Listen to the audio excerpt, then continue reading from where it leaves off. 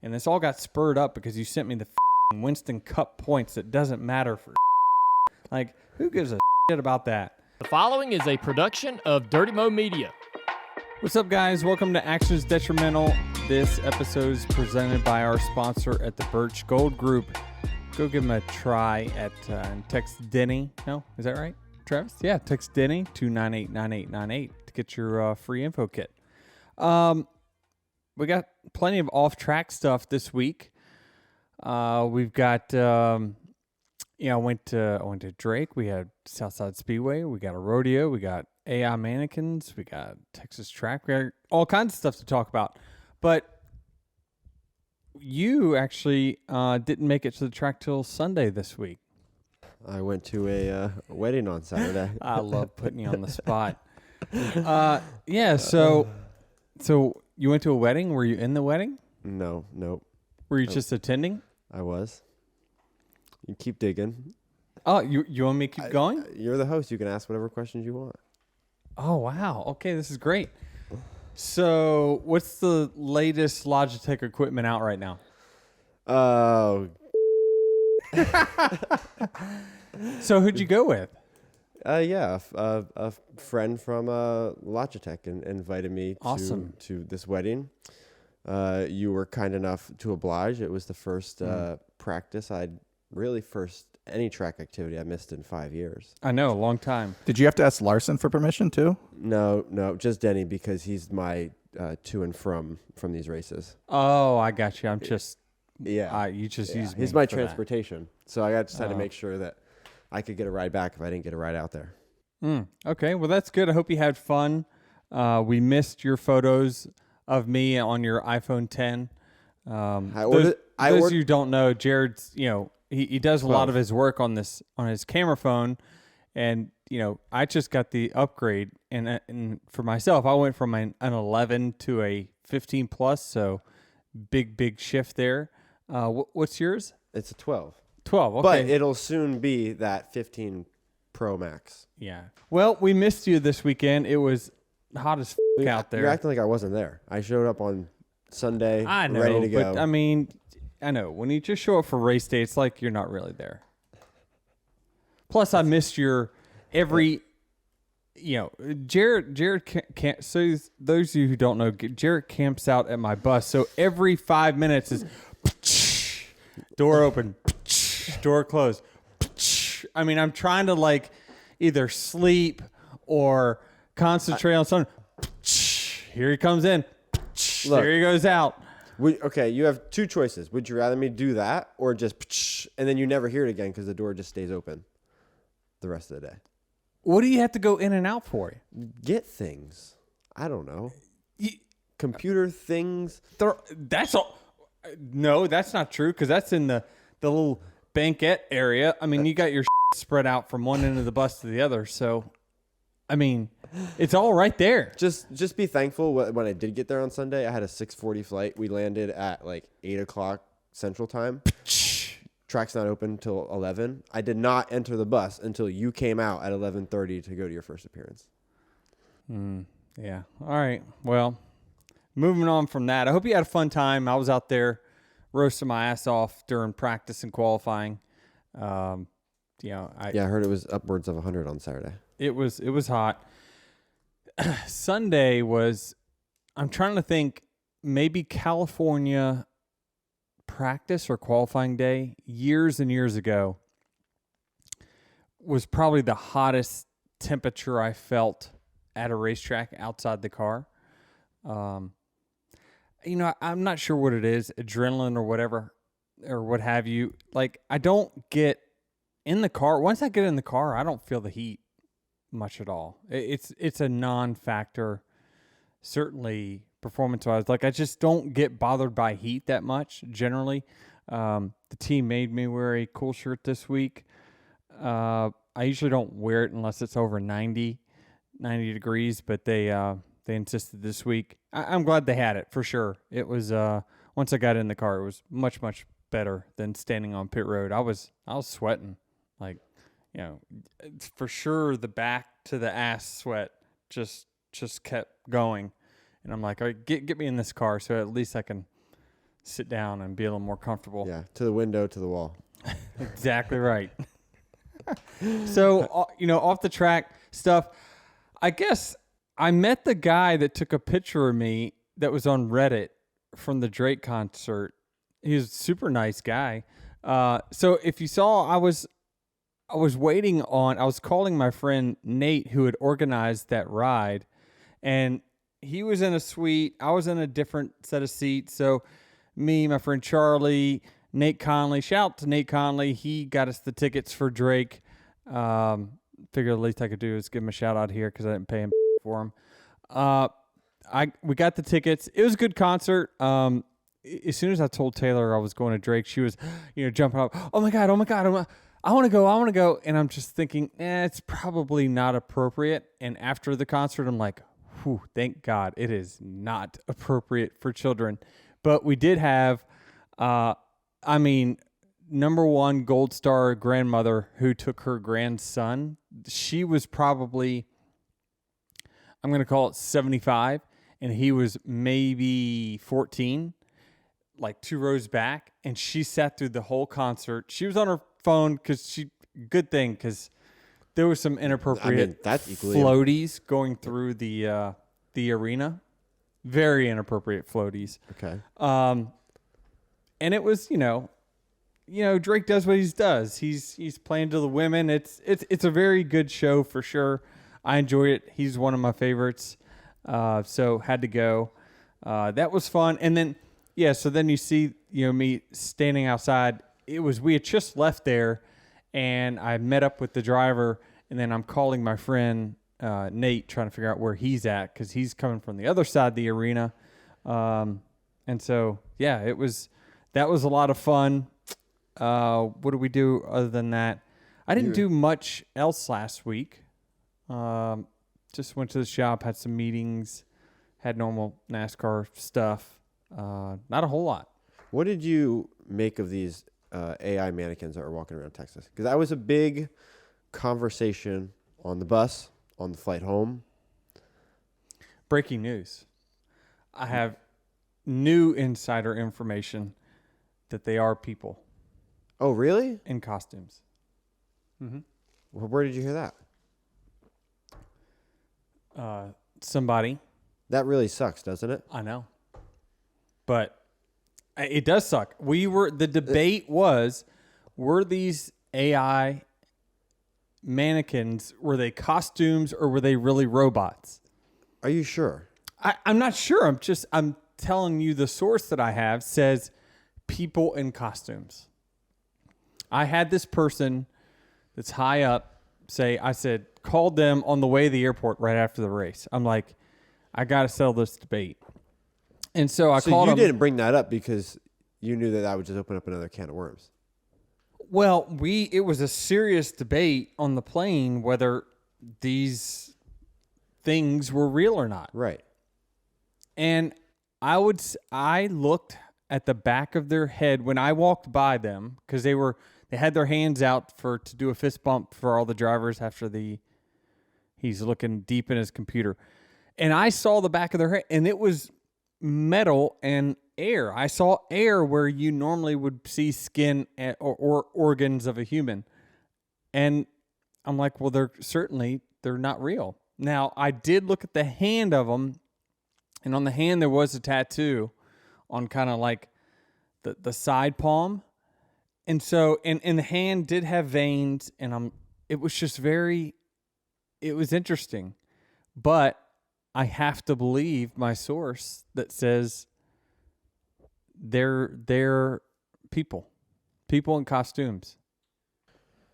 I'm just looking at the videos, watching this back, trying to now put 2 and 2 together because I did a lot of scrolling on this account. This is for a movie coming out, the creator, and these 4 mannequins are going around to different sporting events promoting the movie. They're all the same. We saw them first at the SoFi Stadium at the NFL game. And I believed when I saw that, I'm like, wow, look at those robots. That's crazy. Like, we're in trouble. But I still, I was on the side of the argument that these were robots, not people. Right. And this person says they're people, not robots.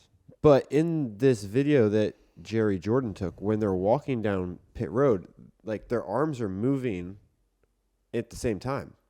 They're good actors. What do you want me to say?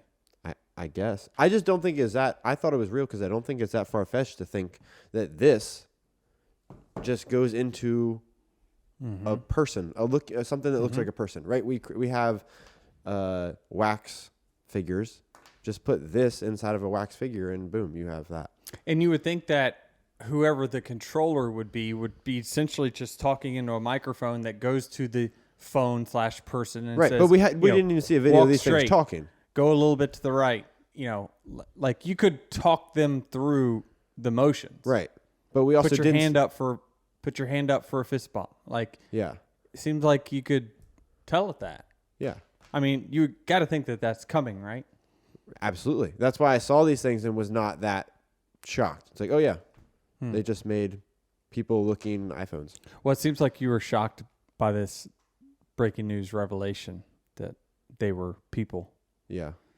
Anyway, moving on from that, you can go check them out. I think they were on the Texas Motor Speedway. Yeah, just hashtag the creator. You'll find a bunch of videos of them wandering around. I got asked about Southside Speedway this week in media. So I guess the county has asked for proposals for those who want to run the facility to bring it back to life. Man, I hope something can happen that way. Southside can come back. To clarify some of those statements, I haven't talked to the state or the county about this for quite a while. It's been 6 months or so, at least. And my place with it was that,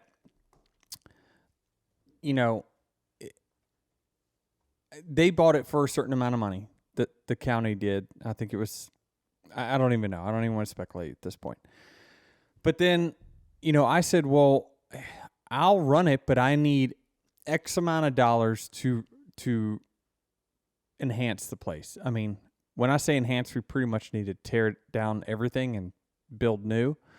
I think to get that track back to top shape and be a place where you could bring touring series. Maybe it's the Cars Tour. Maybe it's a ARCA series. Something other than just a weekly show. That's the tough part about it. When you've got the people that say, "Hey, bring the track back, bring the track back," you got to build a multi-use facility that is more than just a Friday night show. That's what it used to be, and it worked when it was in the 80s and 90s, but it doesn't work nowadays. You've got to have, in my mind, you've got to have concerts there. You need to have go-kart racing once a week. It's got to be a multi-use facility to bring in revenue other than just that one night a week that you're hosting the weekly racing series. So I said to build something like that, I don't know the number, but it's probably going to be between 5 and 10 million. That's to really make it top short track stuff. And so, I'm thinking, well, listen, state or county, if you need to contribute to that, like it's one thing for me to, put my money in, have skin in the game, but for me to do all of it, that doesn't make sense, especially if I'm doing it to help your tourism revenue. So I think that there is a deal that I think that if we came back to the table and listen, I'm not interested in running Southside Speedway. I am if I own it, but not if I don't. It would not make sense, time and effort wise to run something that you don't own. So, I would like to revisit that with the county again. We probably need to do that and figure out if we can come up with some sort of agreement to run that place. But then you got to get with a developer. They're asking, those who are out there that maybe you're interested in doing it, you got till like October 11th to present Southside a plan for development. And basically all the upfits that you need and everything to get that track back open. I believe it's going to take $5 to $10 million bucks. And then you've got something, because the area, it is in a primo area in Chesterfield. So those of you with the state, let's talk. Let's try to figure this out for sure. And, I don't know. I mean, the chances of me being involved in it, I think, are low unless something has changed with, their mindset. But we'll see. Maybe we should have another call to circle back around. So let's try to get Southside reopened. See if we can't get something done there.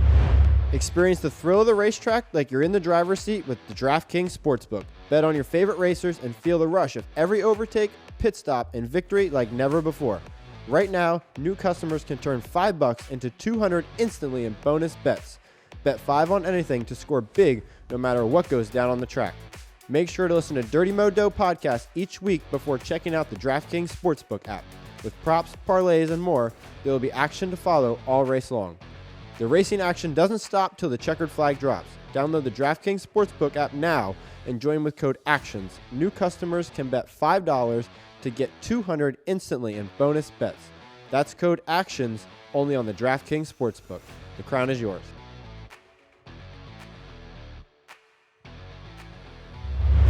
Did you do anything exciting this week, Jared?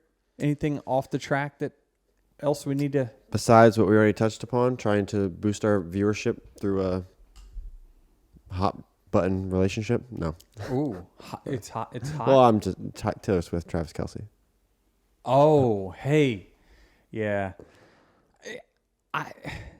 It does seem weird. Like the relationship all of a sudden is like 0 to 100, right? Yeah. I thought this was just, hey, I hit her up in the DMs, talking about Taylor Swift and Travis Kelce, by the way. I thought it was just, hey, I hit her up in the DMs. She hit me back. And then next thing you know, they hung out somewhere. It's taken a very significant... And now all of a sudden, she's hanging out with the mom and... Right. I've been following it over the past week. Oh, you've been following it? As a Swiftie or? A little bit of both. Just interested. Okay. But also as a non-closet Swiftie. Yeah, and the Swifties were saying, well, Taylor hasn't said anything about it. She's just, it's nothing, blah, blah, blah. This is just Travis trying to boost some numbers on his podcast, blah, blah, blah, blah, blah. And then for her to go to the game and now make it very known that they are somewhat together. Yeah. It seems very showy. Yeah. Right? It does. It just seems like it's... They rode home together in a convertible. Like, it couldn't have been more, like, out of Hollywood if you wanted it to be. Oh, I didn't see that. Yeah, so they walked out together, not holding hands, but then they got in a convertible and drove out together, left.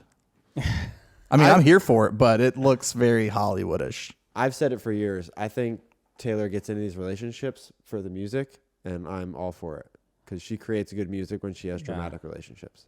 Huh. Big brain play. Yeah, I mean, certainly she's had a rough go at it. But it seems like she loves love. Yes. You know what I mean? Yeah. So she gets really involved quickly. And so maybe that scares the guys off, right? That, whoa, this chick's like all in right from the get-go.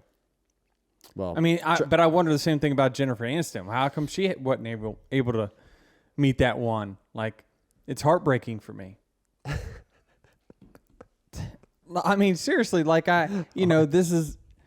these are sought after actresses or singers, and like they can't hold down a relationship. So I don't know. Don't meet your heroes. Why is Charlie here? Oh, speaking of can't hold down a relationship.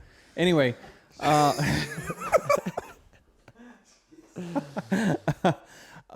do you got there, Charles? We have some new merch. This podcast is all over the place. Yeah, we got off the rails. Why are y'all sweaty? Oh, look at that hat. Show the camera. Oh, They can see it. They can see it. the latest from Ronnie Hatz. Ronnie Hatz. It says, have you seen this before? I have LFGDH, but then it has the 11s. Yeah.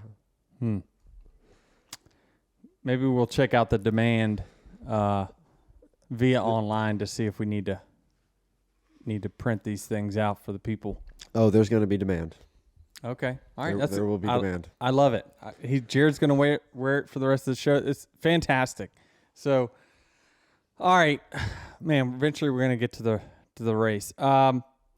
So not much happened on Saturday. It was hot. I took the fam to the rodeo. That was fun. We watched a 9-year-old girl do barrel racing. I was like, holy cow, 9 years old. Like the horse had to be the most expensive horse ever, because there's no way the horse is just basically taking all the motions and she's probably just riding it. But man, she was good. I'm thinking, how small was she when she first got on a horse? Like probably 2 years old, 3 years old. But man, that was a lot of fun. The arena was fantastic. What was LED screens everywhere? It was super nice. What was Taylor's reaction to all this? Because I know she's not quiet about wanting a horse. She's not. She didn't leave there with horse fever, but they were just in awe the whole time. They were just, oh my gosh. And so then they had like the young kids who had wristbands. They had like, a little calf with a ribbon on it. So it was like flag football where you had to pull the ribbon and then get a prize. So they're chasing around the calf. They're like, hey, kids with the wristbands. I'm like, go down there, go, because they're running through the dirt and everything. But she was too shy to do that. But she would do it next time for sure. So the rodeo was fun on Saturday. We went to the stockyards for that. That was cool. So for the race weekend, it was another one where I thought, we had a great shot to win. My crew chief felt really good about our car overnight. I really did for most of the day until we got that damage on pit road. I didn't know, like, did I swing out too wide? What happened? And then I looked at the replay and I was like, oh man, Ty, like, he's got to get up the racetrack a little bit, so he didn't leave room for anyone to get out of their pit stall. But I talked to Ty afterwards. He's like, man, I feel so bad that, you got damaged. It hurt your car. And I'm like, dude, I felt bad that I left pit road and his tire was basically hanging out of the car. I was like, well, his race is over. Like, man, that sucked for both of us, but worse for him, much worse for him. Hate it for him. It's just, I think he probably got told, one lane. So when you get told one lane, you could take it, what that kind of mean. When my team tells me one lane, that basically means when I come out of the pit stall, I need to be running the third lane, the bottom lane, where Ty was running is where I need to be. I need to leave one lane on the inside. Well, two on the outside, one on the inside. So I come out, my one lane means I'm 3 wide on the bottom. His team told him evidently one lane, but I don't know if he took it obviously wrong, but it's, he should have been up one more lane to be up next to the car that he was on the outside of to allow the cars to come out of the pit lane. But, that's the growing pains of being a rookie in the Cup Series. These are the weekends where you're like, shoot, if I could go back and redo these. But that team, they continue they're qualifying strong. They're racing stronger each and every week. So hate that for Ty and his team. And obviously it took some speed out of our car where we were not able to contend, certainly with the speed of the second half of the race. But with that being said, I mean, the damage looked significant. And it was significant. Still running top 3, top 5 times. Why was it not worse? Like why'd you not drop to 15th? Yeah, our car was so fast. I think it had a little bit extra left in it, probably. I mean, the balance wise, with that big hole in the right side, it just was tighter. It was tighter than it was before. And then the speed itself, the top end speed just did not have the speed, certainly, that it did before. And I looked and like the underbody was hanging down. So it probably was not making the downforce that it did before. But that tells you kind of how fast the car was likely if you center punch a big hole in it, and it's still top 3 capability. So did you get in the car yesterday in those first 20 laps? Think, okay, yeah, we've got. I thought it was me and Larson. Right off the bat, we kind of followed each other through the pack there, and I thought that the 5 and 11 were just better than everyone else. But it just seemed like after the damage, there was nobody even close to the 5. Again, it sucks because as soon as we both got to the front is when the damage happened. So we never really got to run head to head, but we were really close.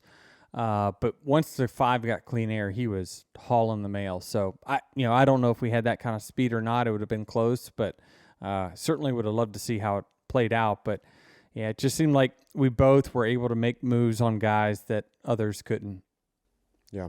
Yeah. It obviously looked like your car was very good considering you have a hole in the right side. I was just shocked. It was like hearing you on the radio after the contact makes you immediately think like, oh no, this race is over. You're going to DNF, and all these playoff points you had, the Kyle Busch scenario. Yeah, I mean, you can look at it 2 ways, right? You can look at it in the sense of either half full, half empty. Half full is that, hey, we avoided one there. Ty just got knocked out. He hit a wheel, and his race is over. Or, we just got hit in the door, and while it affects us aero-wise, it didn't hurt the chassis. So we kind of got away with one there. We didn't have to come in and fix the damage. Right. We could have, but we don't even know if it would have been better or not. So, and certainly losing track position was not going to be advantageous for us. So I think that we made the best plan, and that was to do nothing and then just live whatever. Yeah. Make the most of that. Make the most of it. Whatever the result was going to be, it was going to be. So, there were definitely some playoff drivers that had some issues for sure. The first being, Kyle Busch. I'm watching him. The whole reverse thing with Kyle, I'm not really sure what he's doing there. I guess what he's trying to do is avoid stopping, turning around, and then getting beached to where his car's not able to move. So he's running in reverse basically to keep the wheels moving, probably not trying to drag the front end, even though that doesn't make sense because you're just destroying the back diffuser where you make all the downforce. I think it's probably for show more than anything. I was gonna say you're sounding. I'm trying like to justify for it the KFB show. No, it's just a show. He's angry and he's just doing Kyle stuff. I don't know. Needless to say, he was out anyway. The car was destroyed. I don't even know what what he was trying to do there. But are you not laughing when you're No. going around under caution and Kyle's just in reverse, going down the entire backstretch? He's told that joke before. Yeah, but not to this extent. He reversed it at Talladega, I think it was, through 3 and 4. He did a whole entire lap yesterday. Yeah, you wrecked him 1 and 2, yeah, and he drove it in reverse to pit lane. So almost a lap, but I don't know. I mean, you got a rear view camera, so you can drive it. It's not like a mirror. So does half the people in this room, and I guarantee that they can't do what Kyle just did. I get it, but it's simpler than it seems. So I noticed at the beginning of the race, he was the first to try to keep pushing the second lane higher and higher. Just law of averages, you're going to get bit. I mean, that's just if you're going to be the first, while you may gain positions because no one else is willing to take that risk right then, you put yourself at a higher odds of wrecking, and especially early on in the event. You saw us all right on the bottom. Nobody wanted to move. And then we all see Kyle going up there. And as he's going up there, we're like, okay, it looks like it's okay. He's starting to gain positions. Then what I did, I just started creeping 4 foot right, and just kept going until there were some dotted lines through 1 and 2. And I'm like, I'm not going above that. I saw the Xfinity cars there, and I kind of referenced when I watched that race, okay, where are they running in the high line? Okay, I'm going to take 2 or 3 feet off of that, and never will I go above that mark, just to mitigate risk. I mean, that's just a risk mitigation thing. And so Kyle, he was just aggressive and it's like, this, I'm going for it. And it bit him. But that track is just challenging. I had on my notes here to talk about the track. I don't know where we go with Texas. SMI, they went rogue when they redesigned it.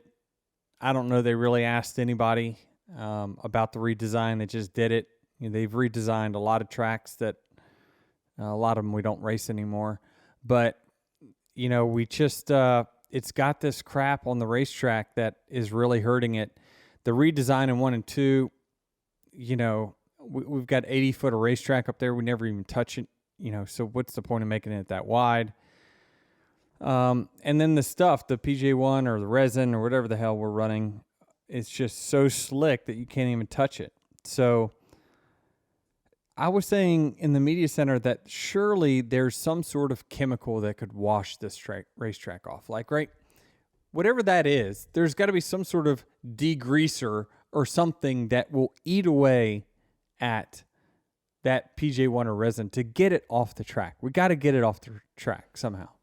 Does that fix the track if you get that off? It makes it wider. These next-gen cars need space. They need space. You cannot run on a racetrack that is single lane. Next-gen will run terrible. They're worse off in traffic than what we had before, and so it needs space. That's why these cars run so well at Kansas, at other mile and a halves, because we have space. We can go somewhere other than the lane that the person is running. We can, go down 30 feet or we can go up 30 feet. At Texas, you're pinned to one lane because you can't run up far enough to get away from the wake of the other car. And so it just makes for very tough racing. And, the combination of the tire that didn't fall off, we ran the test and it was, we didn't actually run this tire. They came back with a tire that was different. I thought the tire drove very well. It had good speed at the beginning of the run. But, it fell off 0.8. I guess that's, 0.8 is not bad. But that track, if you're 0.8 faster, when you catch someone, you slow down 0.8 because you can't go somewhere else to avoid them. You need to be able to, if they go to the bottom, bam, you go to the top. And you've got clean air, and now you converge when you get off the corner. Texas, it just doesn't have that. It's the single lane mile and a half. And as we've seen on the short tracks with this next gen, it just doesn't, if it's a single lane track, it doesn't race well. You can't run in the wake of other cars with next gen. That's just what we got, right? So, I don't know that it's entirely the track's fault, but they definitely have a role in it for sure. Between the PJ1, the reconfiguration, it's just not working. The facility itself is very middle of the road. Now, I will say this about Texas. For it being hot as the sun there, whatever the new track president did a phenomenal job. There was a great turnout considering how hot it was. I mean, I could not fathom sitting in those bleachers for that 3-hour race, but they had a great turnout. So shout out to the new track president. I don't have his name, but if I did, I'd give him a shout. Travis is looking it up. Great job promoting is what I would say to that. Next job is upgrading the facilities. It's just, you've got parking lots that are cracked and broken, and it's just, they've got, there's a lot of signage that is old and faded, and it's like, we're in Texas. Yeah. You've got to step up your game quite a bit. And again, that's a lot to ask for a new track president. He's just trying to get butts in the seats. No, job one. But if you build it, they will come. I agree. This is where SMI's got to spend some money. And Mark Faber, great job, Mark. Just really they've got to invest in the spot. I mean, where do we hold the drivers' meeting, right? In the garage. In a garage. Yeah. It's also one of those Just things. It's hot. It was hot there, right? There's not a lot of options for fans to get out of the sun. Hospitality's very middle of the road. Just got to upgrade. Got to upgrade it. The sign that there is still people showing up despite all that Yeah. and despite the heat is a good sign that if you did put some work into it, those numbers would continue to grow. I agree. They got a good base there. They're talking about, people were saying that it's going to move to the spring. That's great. You got, from now to the spring to kind of upgrade the facilities a little bit. And then the track. I don't know what to do with the track, but do all the research that you possibly can to get that crap off the racetrack. And then see where it goes. Yeah. Just try something new. I have a concoction that removes any stain in any piece of clothing, no matter how long it's been there. So we might try that. You do? Yeah. Like a home remedy? No, I Googled it, but it works really freaking well. Just Dawn dish soap, hydrogen peroxide, I think, and baking soda. Mix it up. Do you know we want to tell the people at home, what is the mixture? Is it even thirds? Yeah, it's like a teaspoon of each.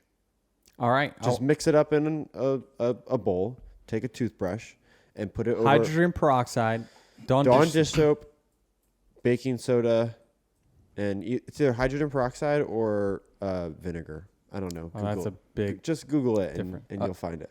Okay, but it works. Does this get like red wine out? Like what stains are we talking about? Everything. I had a white sweatshirt one time that I got mustard on, and then I let it sit for 3 days because I was lazy.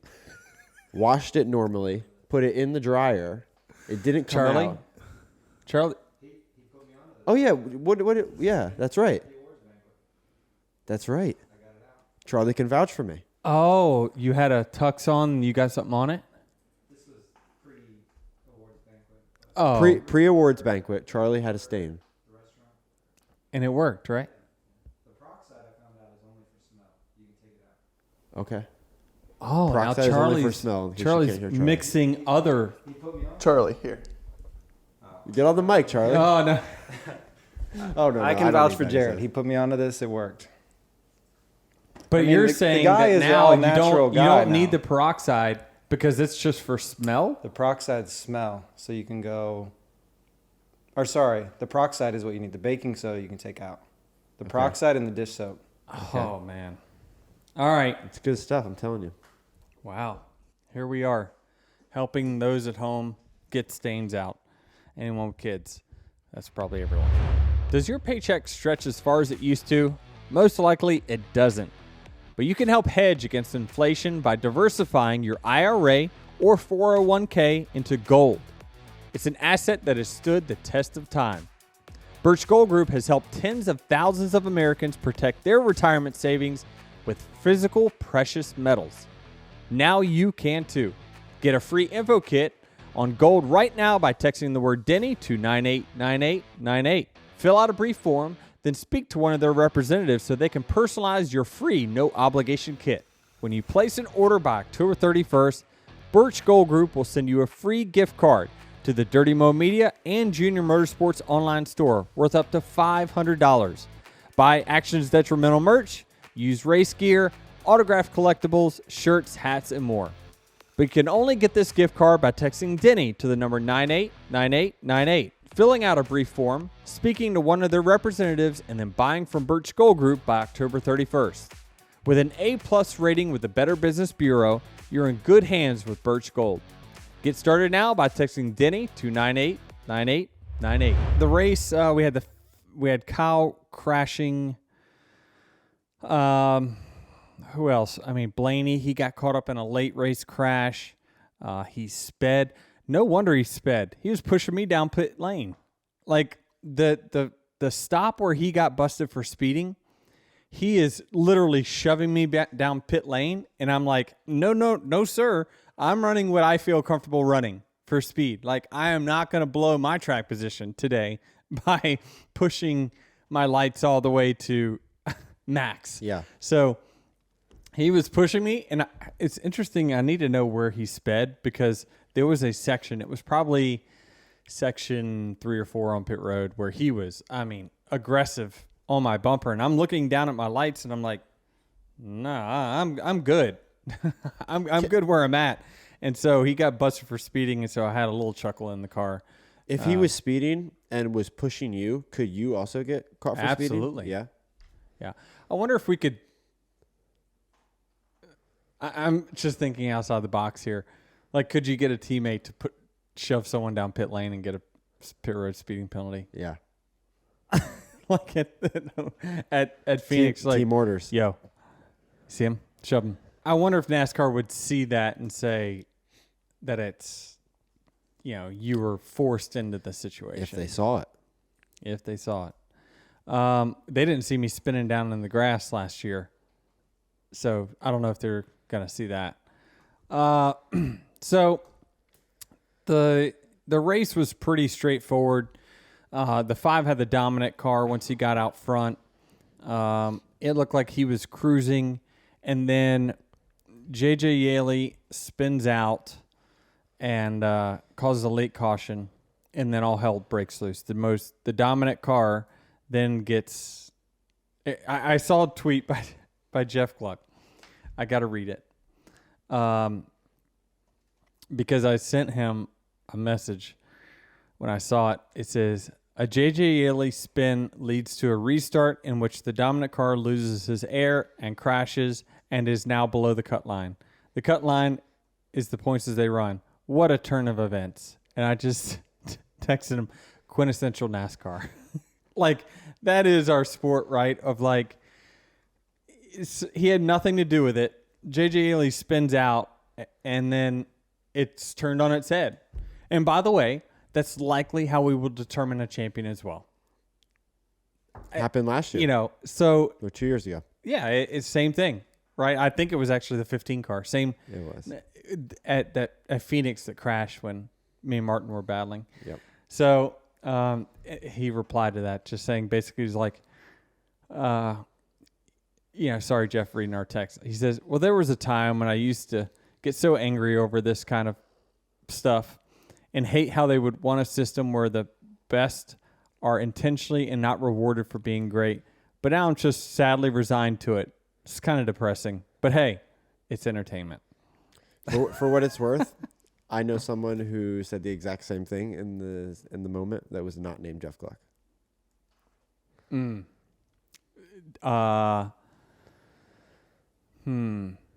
Does he drive the 5? No. Nope. Oh. Well, yeah, that certainly was a bad turn of events. We have an Amber Alert, a 2003 Buick Rendezvous. That was a bad turn of events for Kyle. For sure, you're going to lock yourself into the round of 8, and then now you're battling, and you got to battle for the next couple weeks. You got Talladega. His track record's not been great there. I think Kyle's an okay drafter, but it seems like if there's a wreck, he's going to find his way in it at some sort. But it's interesting. Like, I don't see him doing anything that's out of the ordinary on super speedways. It's just, it seems like it always seems to find him.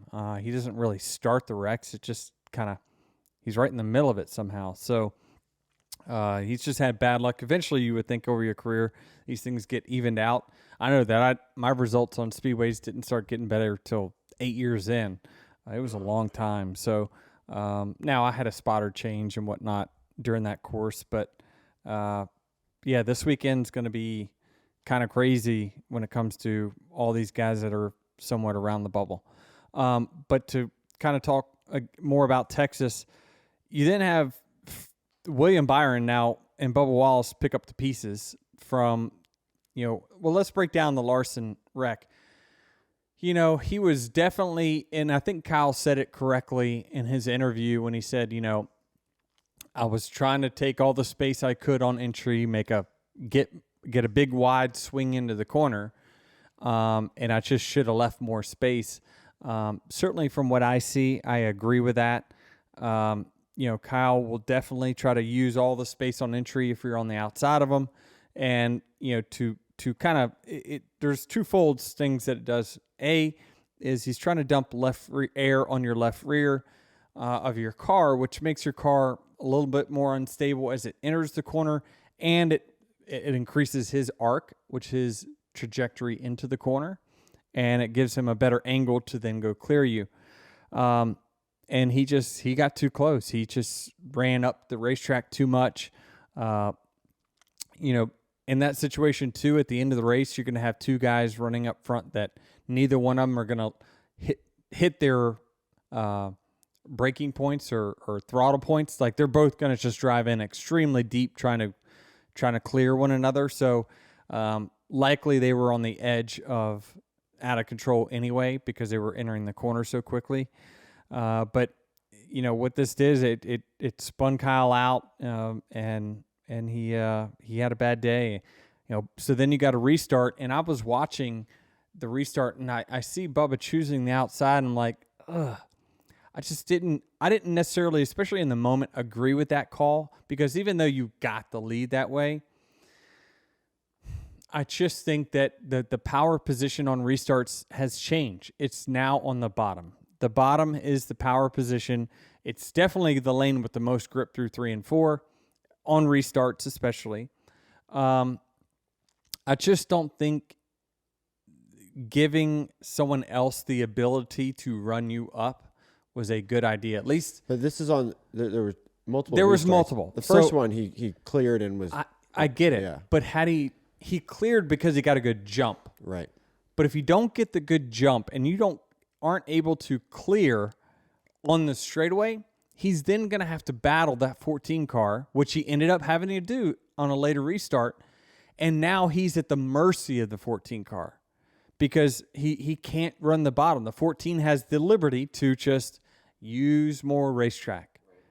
We've seen it use that technique before, right?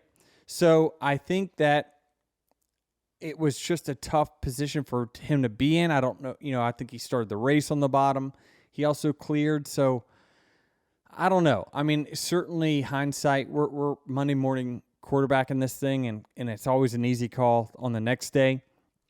But it seems like on the mile and a halves, on these late race restarts, the inside just seems like the right play, just because of the leverage position that it gives you. So when Bubba and Kyle are racing side by side there, Bubba is actually not in a No, he's not in a good position at spot all. because Kyle can do what Kyle does sometimes, which is just kind of run you up the racetrack, run you out of room, and leave you no position to even try to make the corner. Well, so then why was it Kyle that got the short end of the stick there? Which, especially racing for the win late in the day, Right. My guess is eventually Kyle would have run him up the track, because they're racing for the win, and he's going to do whatever he can to get the win. But I think Kyle was also correct in what he said. He was like, damn it, I should have just ran a couple more laps under him. I would have cleared him eventually. He said, but I tried to do it right away, and I got impatient. So I think his assumption of what happened was dead on from what I saw. I wasn't in either one of the cars, so I saw, it's tough for me to understand fully the situation. But from the outsiders looking in, I thought that his summary of the incident was kind of correct. And eventually I thought he was going to clear the 23 because you can just time your run into the corner to do that. But he wanted to get it done right then. Was there anything that Bubba was doing there, driving the car, that created this looseness for Kyle? Or No. It's a unique situation. We haven't seen it except for Michigan. I think there was a couple instances of Kyle Busch and then someone else who got loose under another car. Knock on wood, I haven't experienced it yet. I've only experienced tight underneath cars, not the freeness. But it seems like that there is a spot when the cars, if they are nose to nose, where if that inside car pulls down, it gets loose. So I don't know. I need to study that a little bit more to try to avoid those situations. But this is not the first time, but it is one of the very few times that we've seen it. So certainly it probably caught Larson off guard when it happened. Yeah. So Bubba's just really just hanging on there for dear life. Yeah, it's interesting he's trying, because if you don't know Yeah. the ins and outs of this car, like my takeaway was that Bubba was like the creator of that situation because he was holding Kyle down. But you're saying it's opposite. No, well, he wasn't holding him down. Bubba was up the racetrack. If you look, when Kyle spun, there was a whole lane plus on the bottom. He was pretty wide. You know, and Kyle said it. He said, "Listen, I was super wide trying to run a big arc to get a good angle." So he chose to run up the racetrack there on Bubba and try to pull down and make a good arc, but he got loose because of that. Bubba's just running his lane. Yeah, I guess you're right. Yeah. Yeah. So, Bubba's just running his lane, and at that point, the spotter's probably yelling at Bubba. He's chasing you up, loose under you. You know, usually your spotters are letting you know when someone's really struggling to hold the bottom, and then you kind of shade up slightly to give room so you don't get spun. So, yeah, Bubba was pretty lucky not to get spun there as well. So that led to the restarts where, you know, Bubba cleared the first, gave up the power position to the 14 on the second. Then here comes our hero, William Byron, to come in and snatch another one from the grasp of someone else. So this has been that team's MO this year where they won 6 races. I don't know how many they've dominated. It hasn't been many, but they definitely capitalized. That is the epitome of capitalizing on others' mistakes, being there. If you're there enough, you're going to win races. Like whatever that definition is, William Byron's face and name is right there right now. So they found a way and they won the race. And what happened was the 14 car, again, was getting tight. 23's on the outside. They both likely lift off of turn 2 because they're chasing each other up the track. And then here comes the 24, the big run, 3 wide bottom, clear. So there's a great meme on Twitter that's if you're racing Chase Briscoe for the win, chances are neither of you are going to end with the trophy. I was thinking in my head under the caution when I saw Bubba choose the outside of Chase Briscoe, I'm like, this is not going to end well. It's just the track record is just not good with Briscoe at the end of races up front. It's not good. Whatever the results are, it's just not good. So I didn't like it for sure, but yeah, I mean, both of them are racing hard for the win. I mean, what Chase did really was kind of what I did to Larson at Pocono. It's kind of similar where we both came off the corner, lost momentum. You know, had we not been able to be clear and pull down the short chute at Pocono, we would have both got past as well. But we both pulled down there to block the runs that were coming. But William capitalized. He made a great move, 3 wide bottom, and set sails for his 6th win, record for him, most for that 24 car in many, many years. And now they're on to the round of 8. Yeah, and for what it's worth, William winning doesn't shake up the playoff standings as much as what could have been. Mm-hmm. Ross Chastain was there. That would have been a surprise winner given the way he's been running the last handful of weeks. Chase Elliott was in the picture. Yep. So William was a guy that had enough playoff points and was going to have a fine day at Texas. That he was. How was he running though throughout the day? I didn't see him, but I was. Yeah, well, he was behind you, but not far behind you. Okay. Yeah, more than likely, if he ended up towards the front, when all those cars stayed out, he was probably at the back half of the top 10, somewhere like that. Because I noticed when I pitted, there was the 17, the 6, a bunch of others right behind me pit. So those that were in the high, single digits to teens moved all the way up the field. I never thought 14 cars would stay out on 28 lap tires, but what's the ideal situation there? Like 4 or 5 cars stay out. That's what we thought would happen. And then you've got new tires and you got 20 laps. Certainly you would think in that amount of time, you're going to be able to come back. Right. Cause you went from 14th to 5th and 15th. We were 15th to 5th and we only had a few laps of green. Right. But I had some good restarts that helped that cause. I mean, I would gain 2 or 3 spots, bam, caution would come out. So I thought that, so what I do it in my head a lot, I notice, is that when I come out 15th, there's 20 to go, I look at all the cars and I'm thinking, all right, I must shift my goals. What is the position that I'm going to leave here happy with? And at the time, I was thinking 7th.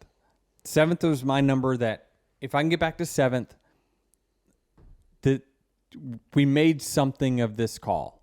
And so we got back to 5th. So it was okay. Again, you can always make the right call if you could tell Chris, all right, Chris, there's going to be 14 cars, stay out. What's the right call? He's going to say, stay out. Mm-hmm. Like, you can always make the right call if you know what others are going to do. But if you don't know, then your strategy, success or fail, is dependent upon what others choose to do. We just didn't think there would be that many cars stay out. Yeah. Given everything that we know now and how your day went, looking through these playoff standings, you're plus 37 to the good.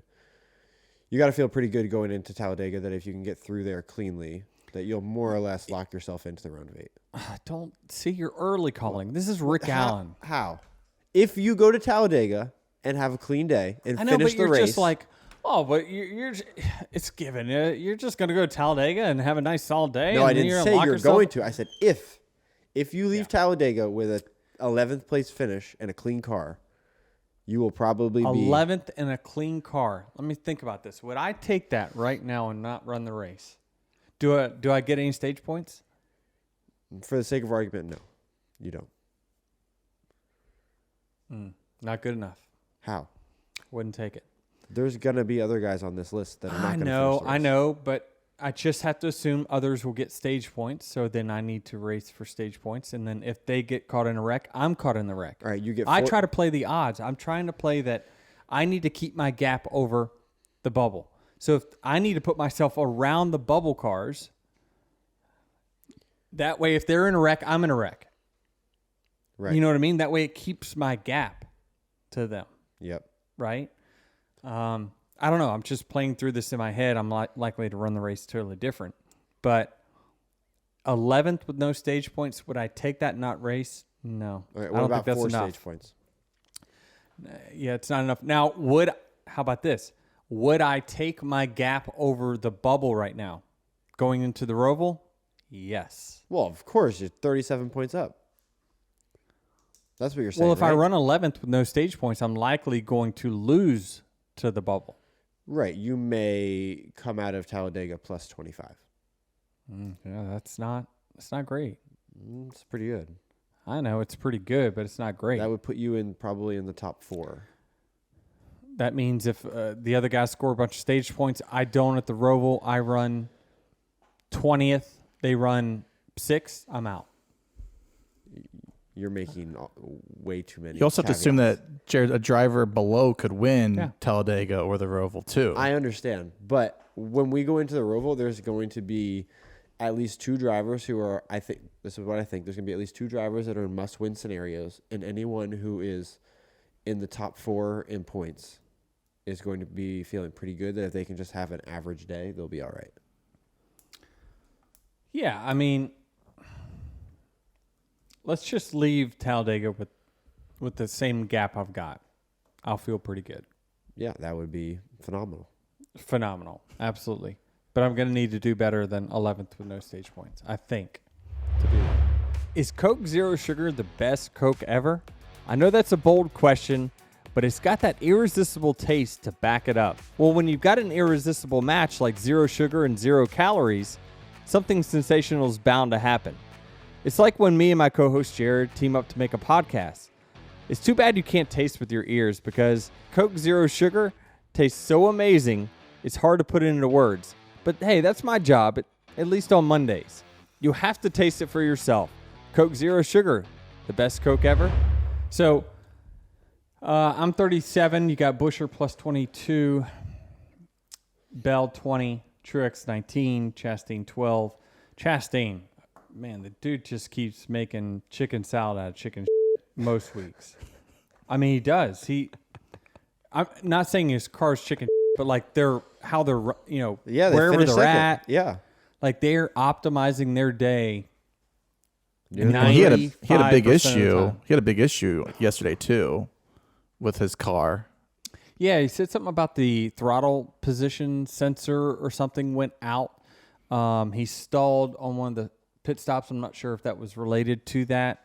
So it definitely could have been. But, yeah, they found a way. Again, it took cautions to do it. So are you always going to get those cautions at the end to salvage your day? Not always, for sure. But, again, he's riding that wave until he gets the fastest cars again. So, but I did think that the Trackhouse cars showed up this weekend with better speed than they had in the past. The 99, they battled back. They got a top 10 as well. So the Trackhouse cars were really good about, getting the best out of their day. And certainly they did yesterday. Keselowski, him and Busch are just, is perennial the right word? What does perennial mean? I feel like it's Like every year. Yeah, like okay. An adjective. because you get like perennial flowers. Tiff here with the assist means it happens often, right? Every year. Every year. Oh, is that why those plants Yeah, are called that's that? not the word I'm looking for then. What happens if it's every week? Is there another word I'm missing? Weekly. Come on. All right, anyway, the RFK cars, the 17 and the 6 are weekly third to fourth place guys. Travis I know it's bad, right? It's bad. I get it. Is anyone else just not fascinated that that's why the plant is called a perennial? Because it keeps coming back? You didn't know that? Oh. No. Did you do in 5th grade? That's so interesting. Okay. I was on that show, Are You Smarter Than a Fifth Grader? And obviously I was not. They were asked this stupid-ass questions that, listen, I hadn't been in 5th grade for 30 years. What do you expect? Of course a 5th grader knows more than I did. They just learned it last week. Yeah. It was I don't know, one of the questions at the end was, who was the Nobel Peace Prize winner that wrote the book Lord of the Flies? Do you know? Is Lord of the Flies F. Scott Fitzgerald? Somebody look it up. It's not that. I'm trying to think who it is. Oh, Travis, you've got an inclination? You don't have an inclination. No way. William Golding. No, I would have never guessed that. Okay, no, I didn't know that. Okay. So, moving on from that, I am not smarter than a 5th grader. On a weekly basis, Tiff says, it's basically the RFK cars run 3rd to 5th. Recurring. Yep, it's a recurring theme that he and Chris Buescher run 3rd to 5th. I mean, they're strong. They're not race winning speed that much, but they are just waiting to pick up the pieces when the top two have problems. And so they pitted with us. The strategy didn't work out, obviously, for them either.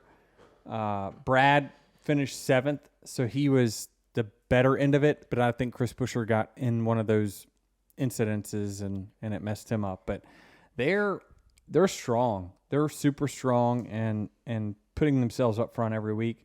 This was an off week for Reddick. He didn't run that well. Not certainly as good as I thought that they would. Bubba ran good. He was good out front in traffic. They were kind of middle of the road.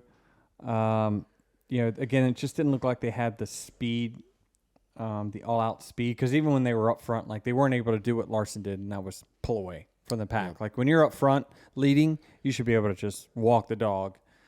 If you've truly got speed, you're going to walk the dog and pull away from the pack pretty big. Blaney didn't run that well, but he was up front. They worked the strategy well. Then he sped on pit road, got in a wreck late. We already talked about backwards guy Kyle Busch. So we're going to Talladega now. It's going to be,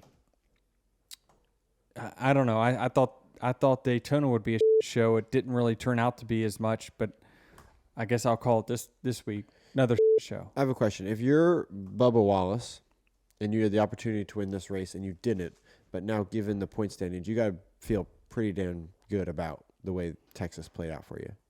To go from minus whatever it was, 14, 15, 16 to minus 2. Yeah, I mean they're running strong. Certainly they're strong contenders and they're They qualified great. They ran great. They led 100 and some laps. It's you got to feel pretty good about it, but they also missed out on a lot of stage points, but they're trying to win the race, right? At the time, they think that we got a race-winning car, so we're going to pit. We did the same thing on the 11. We pitted the same time they pitted. But stage points aren't as important for you. Like if Bubba stayed out there. If we think we can win, we are going to forego stage points because we have a fast enough car. You put us up front, good luck. Okay. So in Bubba's situation, do you agree with not taking the stage points there at the end of stage 1?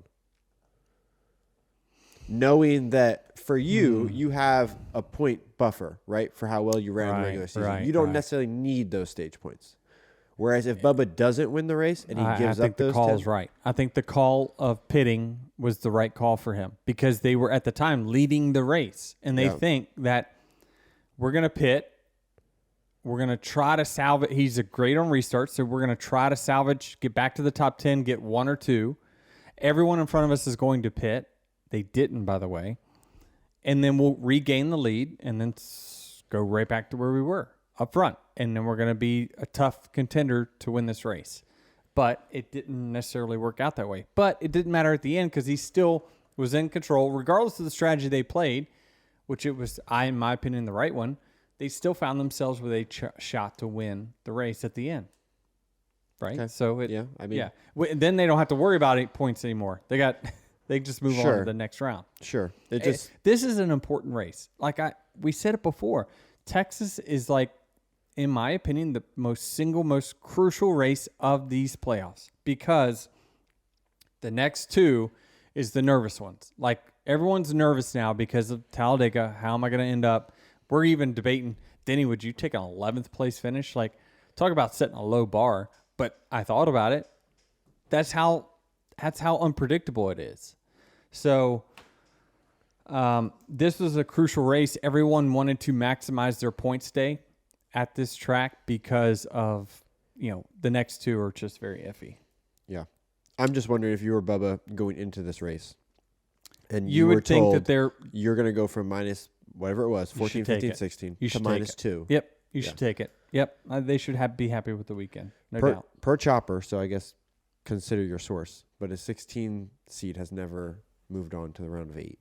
Oh, really? Really? Well, that's not per chopper. That's per Russell then probably. Yeah, Russell's the brain trust of that group. I just want to shout out Chopper. That's the Dirty Doe group. You can hear them on Thursdays. It's actually pretty good listening because you kind of like for me, I'm just listening not for betting reasons. Obviously, it's to who runs good here? Who should I be checking out during practice? Like. It's just interesting storylines of like, wow, I didn't know this person has got such a strong track record at that track. Yeah. So it's interesting. They've got some good intel that certainly you should check out. So Talladega, we talked about that. Then we got the Roval. It's gonna be a crazy round. I just think that there's so many. The points are tight. It just seems like it's kind of tight in that area of like who in this group gets a bad finish with no stage points at Talladega and then finds himself in a really tough spot going into the Roval. Did you know that after 30 of 36 races, you are the unofficial points leader in the Winston Cup standings? What does that pay? Oh, I don't know, but yeah, well, I know. You're 42 points Zero. up on Martin Truex Jr. now. So you're saying, okay, I'm just trying to figure this out. Oh, I just clicked on a link. Yeah. Is that the link? Is that the link to the Winston Cup standings? So that is it runs straight through. We talk about this every single year. Okay, so this is the season long. It's me, then Martin, Busher, Bell, Brad.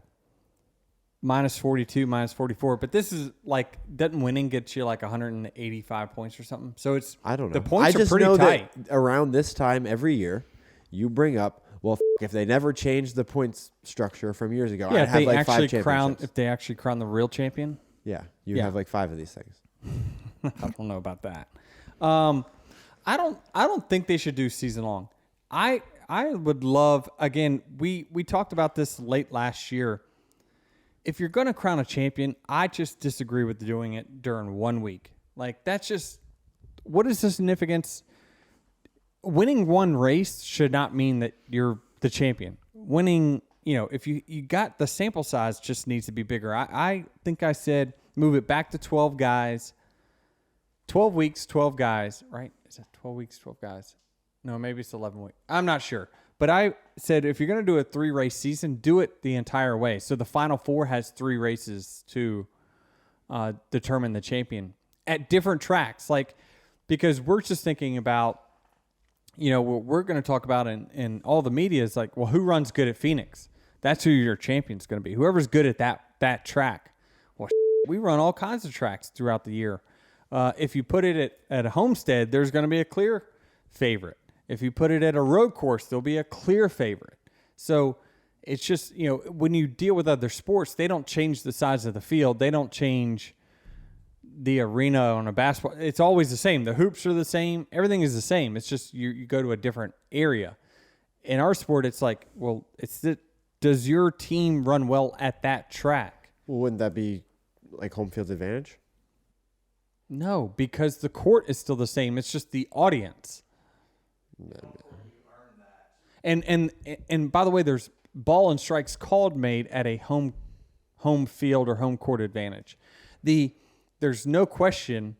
I mean, statistics prove this, is that when you are at home, you get more calls from the refs.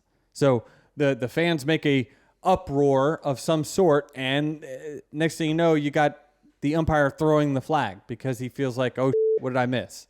Right. Like, it just, there's different factors like that. In racing, the fans don't matter whatsoever. Once you get in the car, you can't hear anything, you can't see anything. You're just, do you run good at that track? I think, personally, it is so different, but do the season long? No. I get it. That used to be the old Winston Cup way, but back when we at least had 10 weeks to crown our champion, like, that was like you had to put together 10 weeks of excellence. Now, people are on Martin Truex after 4 bad races. I don't care. He can show up next week and win the next week. Move on, and he could easily be your champion this year. And yet we're crapping on him after 4 races of the playoffs. It doesn't matter anymore, folks. You just move on. And if you move on, it comes down to 1 race. And that's how your champion for the entire year is decided, is through that 1 race. Sure, but momentum matters, right? Oh, if the bullshit. one race was next week, would you feel, take yourself out of the situation? If the one race was next week, would you feel better about the 19 car or the 11 Tell me car? where the track is. Phoenix. I like the 19. One of those cars has been running mid-pack for the last 4 weeks. The other one has been consistently in the top 5. I get it, but it doesn't relate. It does not relate because the tracks don't relate. Now, are you saying that like the 19 or the 5? I think that's a close call. But if it was a mile and a half, it's not a close call. It doesn't matter what the car not number right now. is. It doesn't matter what the car number is. It's a team that is entering the playoffs on a 5-game win streak and a team that's backing into the playoffs on a 4-game losing streak. Which one do I feel better about in that single-handed game? Yeah. If you make it to the Final Four, you're not on a 5-game lose streak. You've had to perform. You had to perform somewhere at some point in the round of 8. So it's not like you're completely Or without you could have momentum. just performed really well in the regular season, won the first 8 games, and then like dropped 6 of 8. I know. And I still hear you. find yourself in the playoffs. Put me in as a vote of either you go back to 10 drivers, 10 weeks, crown a champion after that 10 weeks, use the regular season points. You can start them in advance of that. Maybe you double the regular season points so that way you're real. So, in other words, if you win a stage, it's 2 points. You win a race, it's 10 points. That way, the regular season champ, all the people that got bonus points during the regular season have a big gap. Because, FedEx Cup does it. in golf, right? They go to the last event and the leader of the points has got a 5-stroke advantage. Like they give you a big advantage because you earn that. But in ours, they erase all that going into the last week and then you just kind of go race. So I'm in favor of a 10, again, it should be, they kept increasing the sample size because it depends on who you talk to, but they say, well, the sponsors who didn't make the playoffs were, disappointed. Well, tough run better. Sponsor a better car. Yeah, exactly. Sponsor a better car then. So then they increased it from 10 to 12, then they went up to 16. And I hate to say it, but some of the teams that like squeak in, it's like, come on, like it's just, I don't know. I think it needs to be a little bit more prestigious. It's okay to have a big name miss it. Like Well, we do currently with 16 in this next gen era. Okay. Chase Elliott missed it. He missed races. He missed races.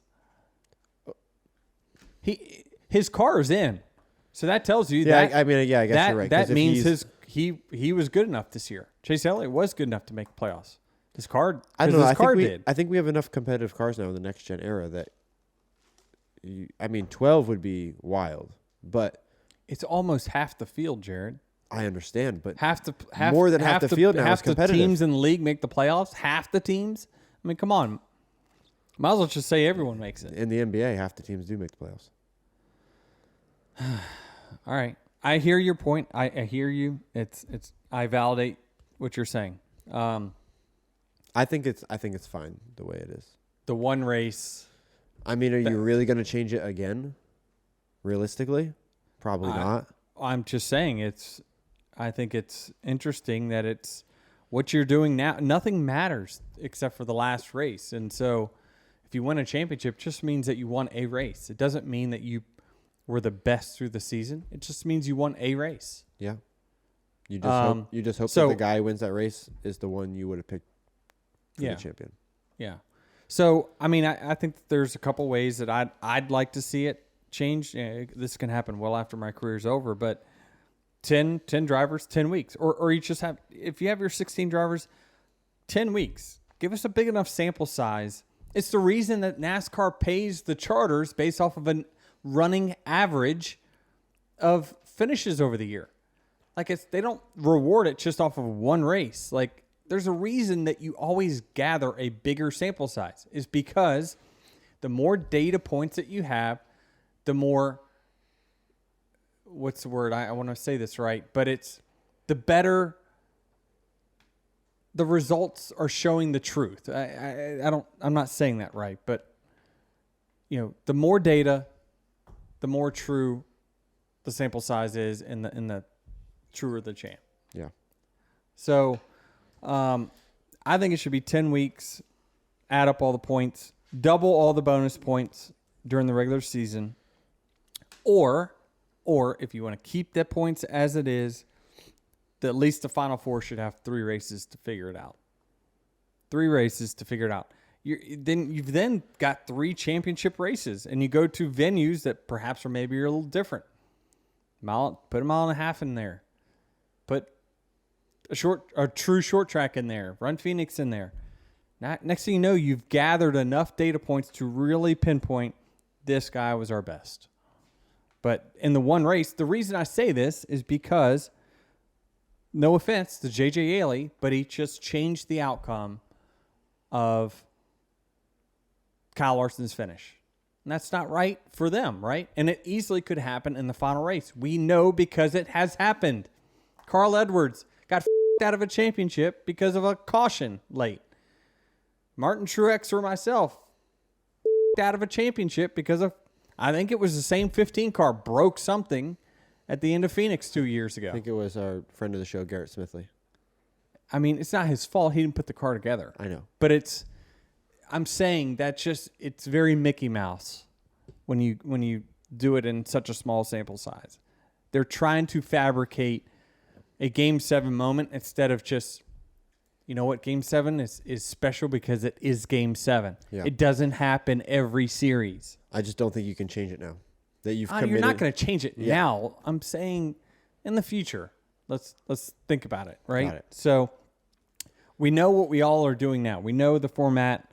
It just, you always want to see the best truly crowned. And I think that's Jeff's argument that he made. He's like, listen, dude, I used to get like, just could not understand, but I just realized we've shifted from entertainment from, true blood racing to entertainment. And I get it as well. I understand why we came up with this, and this all got spurred up because you sent me the Winston Cup points that doesn't matter for like, who gives a shit about that?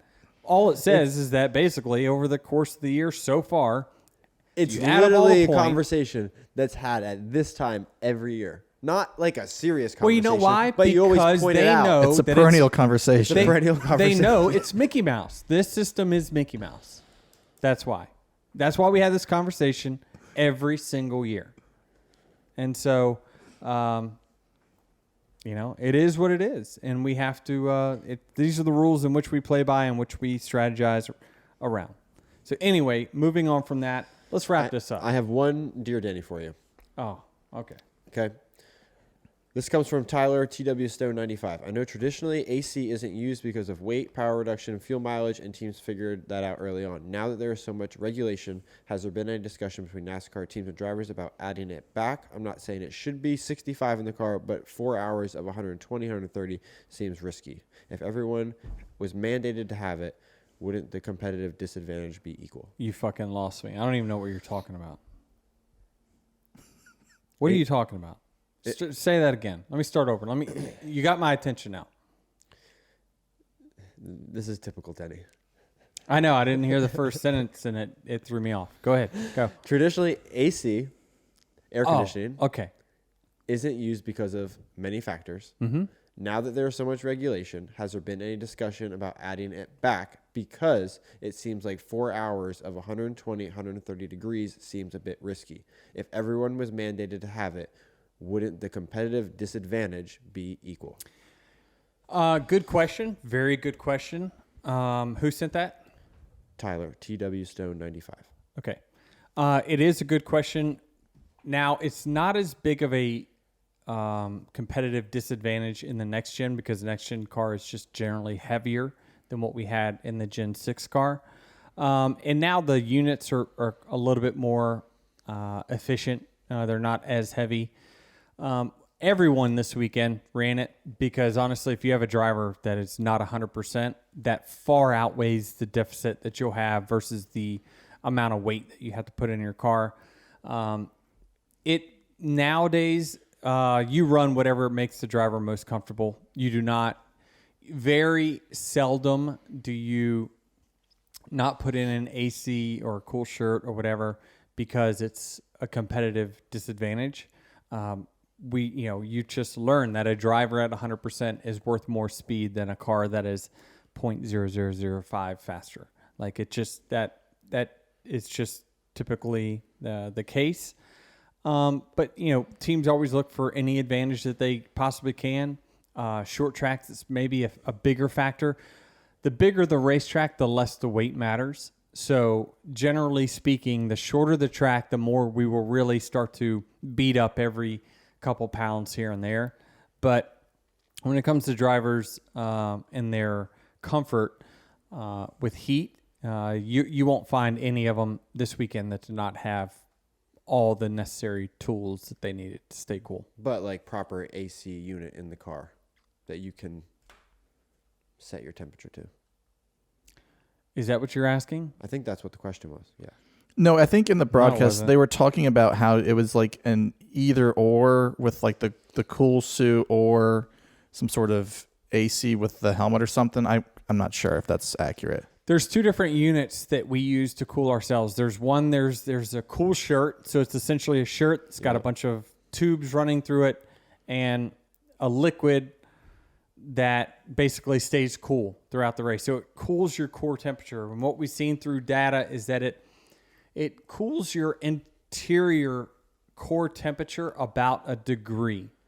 So it's not much, but it is a degree. So that does matter.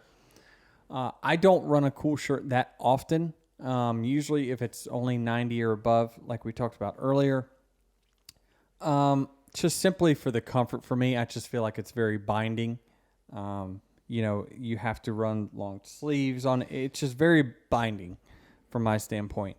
I always run an AC, so the secondary unit is an AC, which that is a very vague word and it's a very loose term.